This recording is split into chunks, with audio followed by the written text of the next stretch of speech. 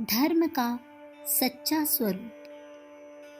धर्म वह वस्तु है जिसकी रक्षा करने से हमारी रक्षा होती है। धर्मे रक्षति रक्षतः का सिद्धांत ही सत्य है।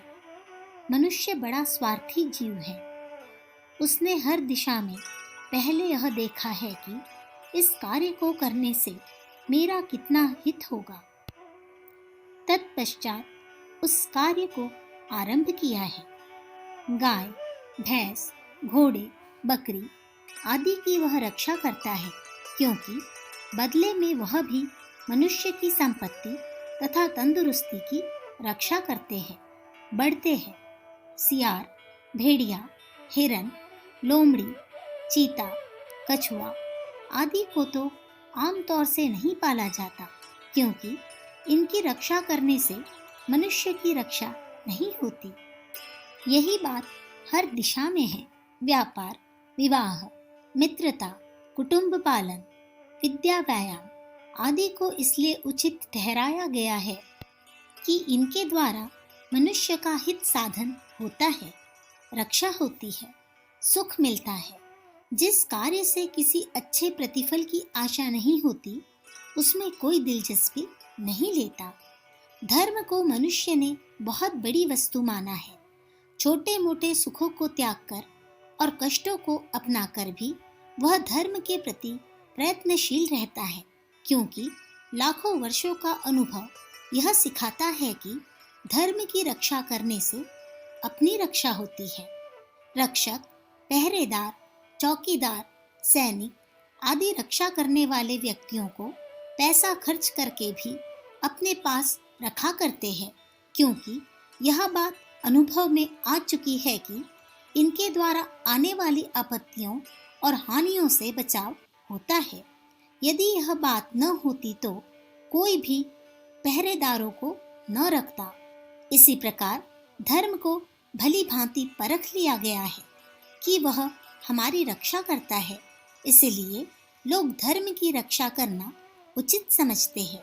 यदि उसमें यह गुण न होता तो कोई उसे स्वीकार न करता। गौ पालन, तुलसी स्थापना, गंगा स्नान, तीर्थ यात्रा, एकादशी व्रत, ब्रह्मचर्य आदि कार्यों को धर्म माना गया है। इस मान्यता से पहले परीक्षा कर ली गई है कि यह कार्य लाभदायक है। गाय पालन से दूध, गोबर और बछड़े मिलते हैं। तुलसी अनेक रोगों को दूर करने वाली है, एक अमोघ औषधि है। गंगा के जल में ऐसे रासायनिक तत्व पाए जाते हैं जो स्वास्थ्य सुधार के लिए उपयोगी है। तीर्थ यात्रा में देशाटन के अनुभव, सत्पुरुषों का सत्संग और वायु परिवर्तन होता है। एकादशी व्रत रखने से 15 दिन का कब्ज बच जाता है। ब्रह्मचर्य से शरीर बलवान रहता है। इस प्रत्यक्ष लाभों की आकर्षक शक्ति ने ही मनुष्य को धर्म से बांध रखा है। अन्यथा यह स्वार्थी जीव कब का धर्म को ढता बता चुका होता। जहाँ श्रेष्ठता होती है, वहाँ कुछ बुराइयां भी घुस जाती है। धर्म पालन को लोग बहुत ही महत्वपूर्ण समझते हैं और उसके लिए त्याग भी करते हैं।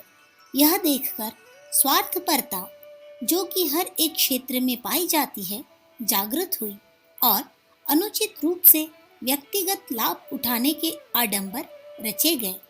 धर्म गुरुओं में जहाँ अधिकांश श्रेष्ठ पुरुष थे और रक्षा करने वाले धर्म का उपदेश किया करते थे, वहाँ कुछ ऐसी ओछी मनोवृत्ति के लोग भी गुरुओं में मिल गए, जिन्होंने व्यक्तिगत लाभ की प्रेरणा से नकली बातों को धर्म में जोड़ दिया।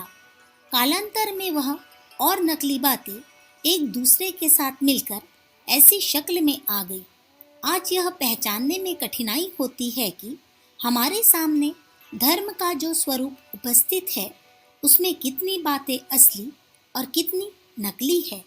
इस असली नकली के सम्मिश्रण के कारण परिस्थिति ऐसी बन गई है कि धर्म के नाम पर जो कार्य किए जाते हैं, उनमें से बहुत से पुण्य और बहुत से पाप होते हैं।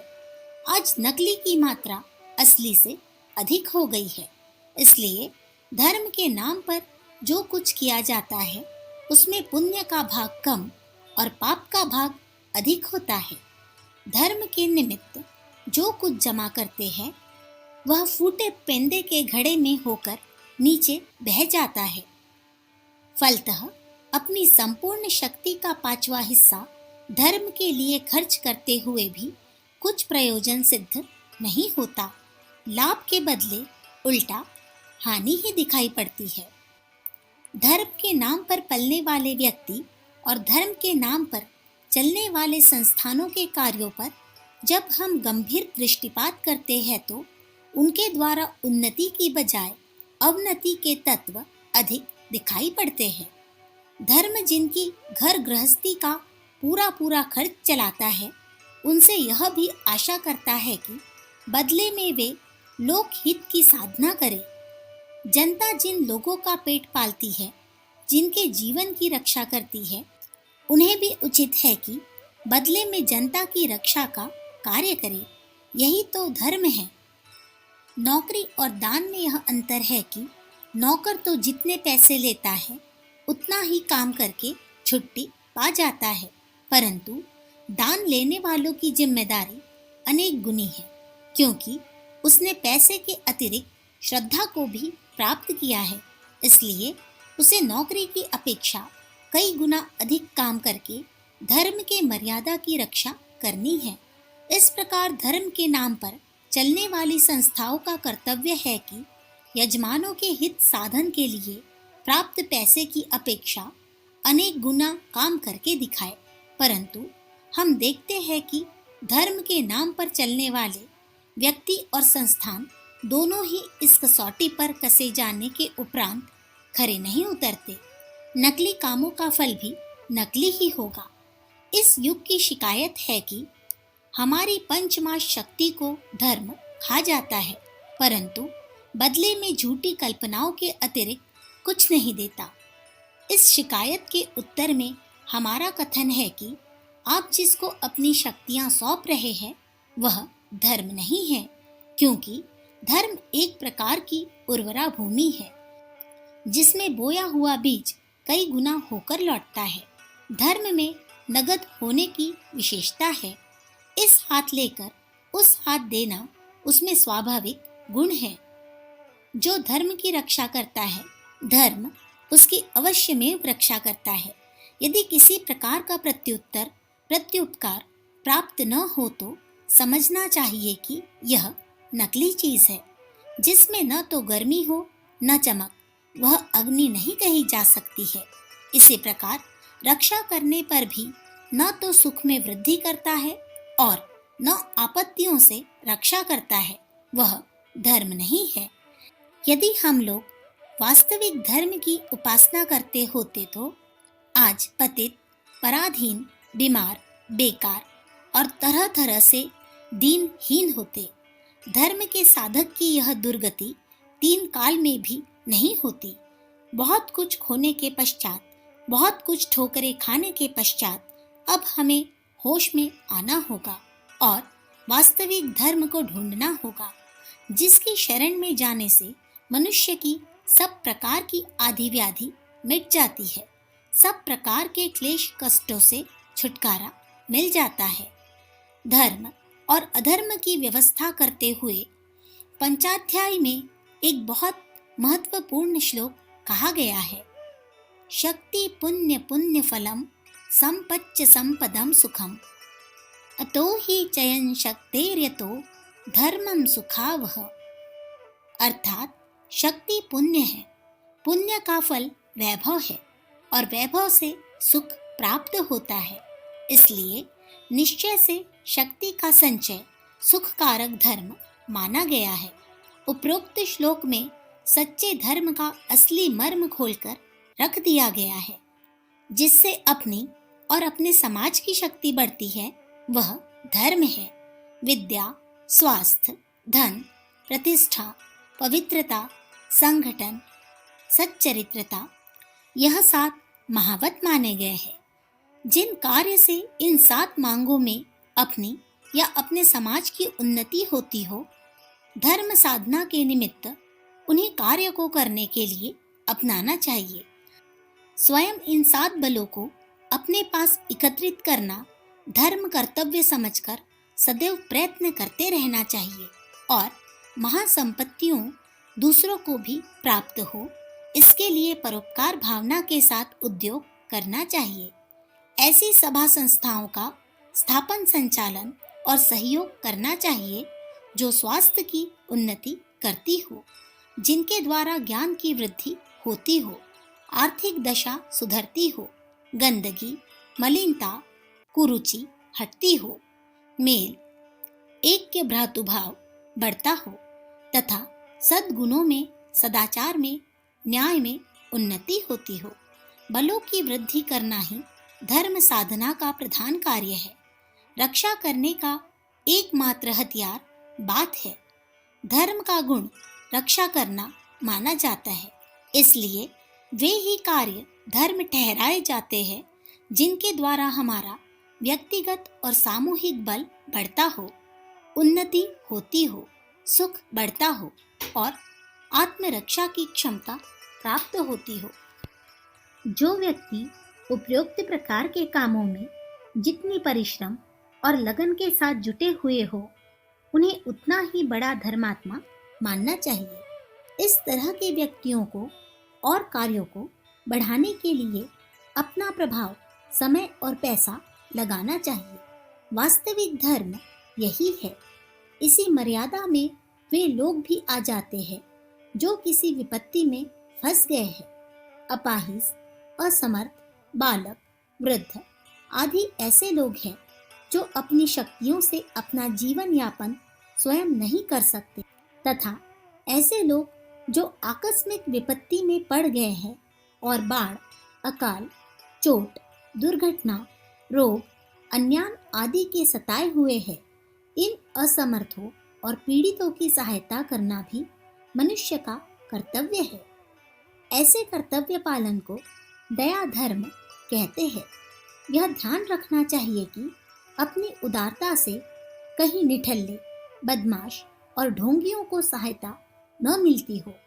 ऐसे लोगों की सहायता करना उनके निठल्लेपन, बदमाशी और ढोंग को और अधिक प्रोत्साहन देना है, जो कि एक प्रकार का पाप ही है। ऐसी सहायता देने वाले को उल्टा पाप लगता है। भिक्षा एवं दान के ऊपर अपना जीवन निर्वाह करने का अधिकार अपाहिजों और लोक सेवी व्यक्तियों को है। पीड़ितों को उतनी मात्रा में सहायता लेने का हक है जिससे वे फिर अपने पांव पर खड़े हो जावे। इसके अतिरिक्त और किसी को भी भिक्षा न लेनी चाहिए और न देनी चाहिए। ईश्वर भजन व्यक्तिगत आवश्यकता है, जैसे भोजन करना, पानी पीना, स्नान करना आदि। कोई आदमी इसलिए भिक्षा नहीं मांगता है कि मैं भोजन करता हूँ, पानी पीता हूँ, स्नान करता हूँ, शौच जाता हूँ। यह तो हर आदमी के दैनिक कर्तव्य है, जिन्हें करने के लिए किसी पर एहसान जताने की या धर्मात्मा बनने की जरूरत नहीं पड़ती। कोई व्यक्ति अधिक समय तक भजन करता है, अधिक ईश्वर भक्त है, तो यह इसकी व्यक्तिगत महत्ता है, उसका अपना निजी लाभ है। निजी लाभ को स्वर्ग मुक्ति कमाने में लगे हुए व्यक्ति दान या भिक्षा की आशा क्यों करे? हमें सच्चे धर्म को पहचानने की और उसी की रक्षा करने की आवश्यकता है, जिससे हमारी भी रक्षा हो। अज्ञान और आडंबर के पर्दे को हटाकर हमें भगवान सत्य के दर्शन करने चाहिए। सत्य का अवलंबन करने में ही धर्म है और धर्म के ऊपर ही हमारी व्यक्तित्व एवं सामूहिक उन्नति है तथा रक्षा निर्भर है। अपनी पंचमाश शक्ति का जिस दिन हम सच्चे धर्म के लिए उपयोग करने लगेंगे, उसी दिन हमारे सौभाग्य सूर्य का उदय होना आरंभ हो जाएगा। अखंड ज्योति, जून सन 1944, पृष्ठ संख्या 2, 3, 4, विचार क्रांति दूत यूट्यूब चैनल को सब्सक्राइब करें एवं अगली वीडियोस प्राप्त करने के लिए बेल आइकन दबाएं। धन्यवाद।